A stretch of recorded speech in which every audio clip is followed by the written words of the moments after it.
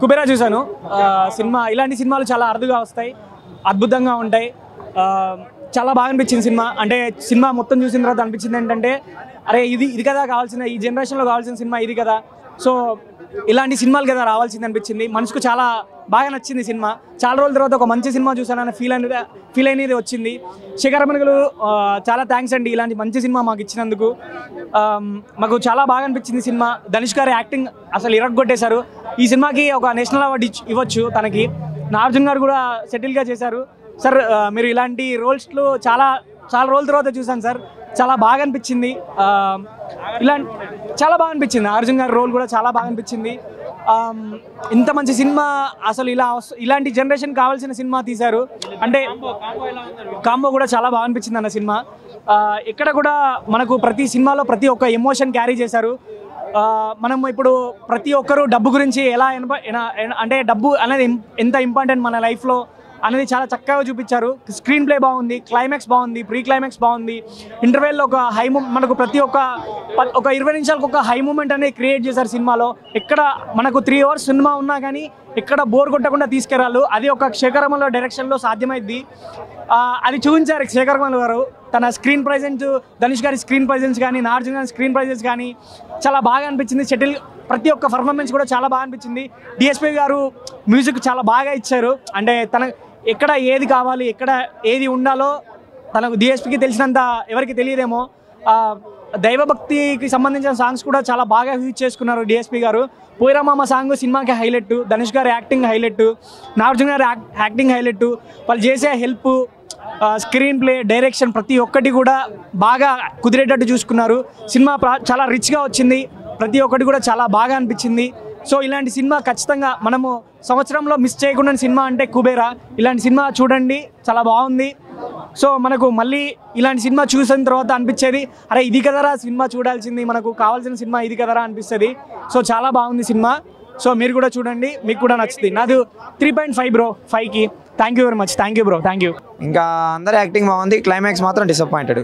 మిగతా అంతా బాగుంది మూవీ.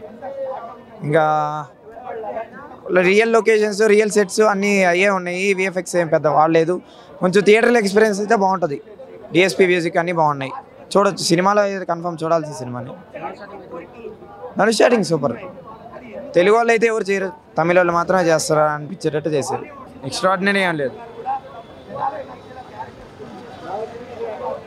నాగార్జున గారు యాక్టింగ్ సూపర్. ఇంకా స్టార్టింగ్ నుంచి ఫస్ట్ హాఫ్ అంతా ఫుల్ ఎక్సైట్మెంట్గా ఉంది. సెకండ్ హాఫ్ డిసప్పాయింట్ అయింది. Climax disappoint, full disappoint. Dhanush గారిది మొత్తం బెగ్గర్ రోల్ కాబట్టి అది ఎవరు చేయరు తెలుగులో అట్లాంటి రోలు. ఆ గెటప్ కానీ అట్లాంటివి తక్కువ. ప్రేమిస్తే సినిమాలో గెటప్ ఉన్నట్టుండదు కొంచెం ఫస్ట్. నాగార్జున గారిది మెయిన్ రోల్ కాదు కదా, హీరో రోల్ కాదు కదా, సెకండ్ హీరో రోల్. లైక్ బ్రహ్మాస్త్ర ఆ టైప్లో. రష్మిక బాగా చేసింది అంతే, సూపర్ అనే క్యారెక్టర్. అని నాకు కూడా సపోర్టింగ్ రోలే. మంచి మెసేజ్ ఉంది. బెగ్గర్స్ వీటి గురించి చెప్పేదానికి ఉంది, మెసేజ్ ఉంది, అన్నీ ఉన్నాయి. సాంగ్స్ బాగున్నాయి, థియేటర్కి ఎక్స్పీరియన్స్ బాగుంది, అన్నీ బాగున్నాయి. పడింది, హిట్ పడినట్టు. క్లైమాక్స్ మాత్రం డిసప్పాయింట్ అయింది అంతే, మిగతా అంతా బాగుంది, చూడొచ్చు సినిమా. ఎవరో గ్లామర్ ఎక్స్పెక్ట్ చేసుకుని రావద్దని చెప్తున్నా. సో గ్లామర్ ఎక్స్పెక్ట్ చేసుకుంటే కొంచెం డిసప్పాయింట్మెంట్ అవుతారు. కానీ క్యారెక్టర్ పరంగా ఆవిడకి మంచి స్కోప్ ఉన్న క్యారెక్టర్ పడింది సినిమాలో. 2 సాంగ్స్ ఉన్నాయి.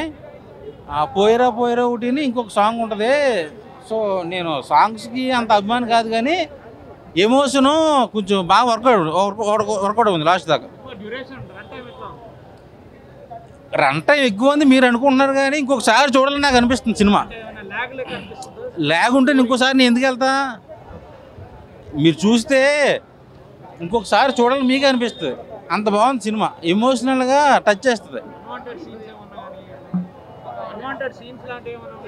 చిన్న ఎక్స్పోజింగ్ కానీ ఒక బూత్ కానీ ఎక్కడా లేదు. క్లీన్ చీట్ ఫిల్మ్ ఇది. శేఖర్ కమల్ గారి నుంచి ఈ టైప్ ఆఫ్ నేను ఎక్స్పెక్ట్ చేయలా. కానీ ఆయన జోనర్ కాదు, కానీ డిఫరెంట్ జోనర్ తీసుకుని ఇట్టు కొట్టాడు సినిమాతో. ఇట్టు సూపర్ హిట్ కోసం నేను వచ్చా, నాకు మంచి బ్లాక్ బస్టర్ ఇచ్చాడు.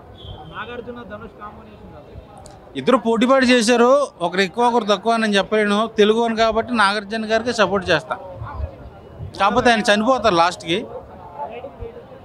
5కి 4 ఇస్తా. వీలుంటే ఇంకొకసారి వెళ్ళి చూస్తా. హాయ్ హలో మెస్మరైజ్ చేసే మూవీ ముచ్చట్లు, రిలీజ్ అయిన వెంటనే రివ్యూస్, మీ అభిమాన తారల రియల్ స్టోరీస్, సినిమా సమాచారం ఏదైనా క్షణాల్లో మీ చెంతకు. మరింకెందుకు ఆలస్యం, యోయో సినీ టాకీస్ ని సబ్స్క్రైబ్ చేసుకోండి. హలో హలో నోటిఫికేషన్ కోసం గంట కొట్టడం అస్సలు మర్చిపోకండి.